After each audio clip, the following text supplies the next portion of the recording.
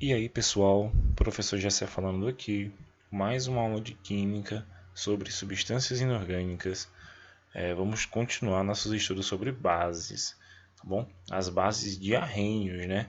A gente viu lá que no começo ali do século XIX, o Arrhenius ele começou a criar o conceito de ácido, tá? E o conceito de base já contraposto ao conceito de ácido, tá? Só para relembrar, a base de Arrhenius é aquela onde eu tenho a liberação de um ânion muito importante, que é o OH-, tá? É a hidroxila, certo?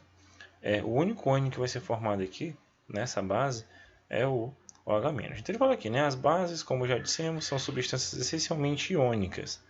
Elas sofrem um processo de dissociação diferente dos ácidos que sofrem ionização, tá? As bases sofrem dissociação justamente por ser iônicas, tá?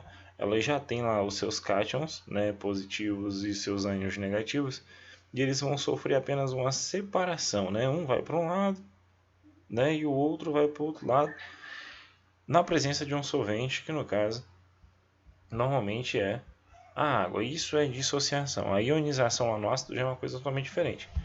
Então, ele fala nem com exceção da amônia, tá? Com exceção da amônia que a gente estudou na aula passada, que é o NH3, tá? Ele vai formar lá o íon amônio, tá bom?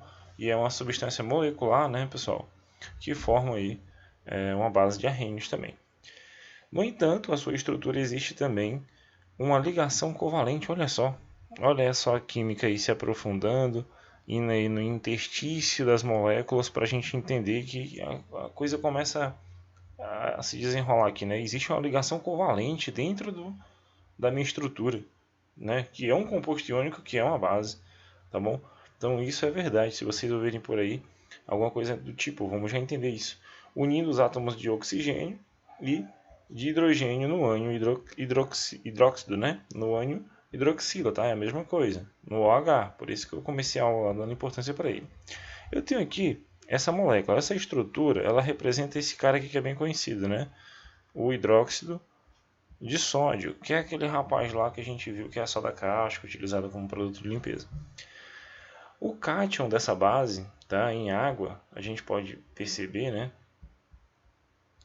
Em água ele vai formar aqui o Na+, como a gente já viu a equação de dissociação, mais o OH-, né? De forma bem mais básica, que é a equação de dissociação. Então, essa estrutura, na verdade, ela se mantém assim, né? Eu vou ter que escrever a fórmula eletrônica da minha base, tá bom? Então, eu sei que o cátion é o sódio, e aí eu represento ele aqui, ó, sódio mais, tá? Sem os seus elétrons de valência, porque ele vai perder apenas um elétron de valência, né? O cátion ele tende a perder, porque tem essa carga positiva, né, galera?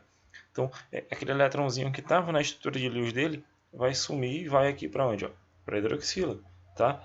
Que é o ânion, né? Tem uma carga 1- aqui, ou simplesmente menos. Você poderia colocar só menos, tá? Esse ânion ele se desloca aqui para a estrutura e eu vou ter uma atração eletrostática entre essas duas partes da molécula, né? Professor, e essa tal de ligação covalente, ela acontece onde? Olha só, pessoal. Aqui, né, eu represento aqui entre colchetes a minha hidroxila, né, o ânion negativo, eu separo do positivo, tá bom? Como eu tenho uns elétronzinhos aqui representados, você percebe que tem esse elétronzinho azul, tá? Ele é proveniente do sódio, tá bom? Ele é proveniente do sódio. E aí eu consigo formar aqui a minha estrutura, fórmula eletrônica da minha base, tá bom? Antes de ser dissociada, tá certo? Professor, e essa ligação aqui, essa ligação OH, ela é covalente? Opa, desculpa aqui, deixa eu dar uma limpeza aqui pra gente continuar. De onde é que vem, professor, a questão dessa ligação covalente, né, que o senhor acabou de falar aí, como é que isso aparece, tá? Pessoal, a ligação covalente, né, é uma ligação que pode acontecer entre um metal e um metal, e um metal e um hidrogênio. O oxigênio aqui no caso, ele é um ametal, tá? E aqui eu tenho o meu hidrogênio. Então, essa ligação aqui, a metal e hidrogênio, forma, tá, uma ligação covalente dentro da minha estrutura, tá, da minha base. Ela está aqui, né, bonitinha, formando o íon hidróxido, né, hidroxila, e dentro da minha estrutura do meu composto iônico eu tenho uma ligação covalente, tá certo? Isso é bem legal, né? Dá pra gente entender diversos aspectos dentro da molécula, tá? Então eu vou trazer aqui um outro exemplo, que é o hidróxido de bário, tá? O hidróxido de bário também, ó, só que ele tem uma carga 2+, né? Ele perde 2 elétrons na camada de valência e doa 1 elétron para cada uma das hidroxilas. Eu necessito de 2 hidroxilas, tá? Justamente por isso que eu escrevo, né, a fórmula. Aqui é a fórmula eletrônica, tá bom? Eu coloquei cada uma das hidroxilas entre colchetes e representei a carga deles aqui. E apenas um íon bário, tá? Justamente porque eu vou representar a minha base dessa forma, né? Entre parênteses, quando eu tenho mais de uma hidroxila, tá? 2 ou mais, tá bom? Eu represento entre parênteses e coloco aqui o índice 2, que é justamente desses dois grupos que eu formei aqui. Então, eu tenho aqui duas ligações covalentes, né? Esse par de elétrons que está sendo compartilhado aqui, tá? E aqui, no caso, ó, entre o hidrogênio e o oxigênio, eles formam uma ligação, né? O compartilhamento desses elétrons para atrair esses dois átomos, tá bom? Então, dentro da minha estrutura, eu tenho aí a, a ligação covalente, tá? Mas o foco aqui, gente, é a gente analisar a fórmula eletrônica da base. É assim que a gente representa. Você pode pegar qualquer outra base, tá? E fazer a estrutura eletrônica, né? Por exemplo, o alumínio, tá? Alumínio, OH3,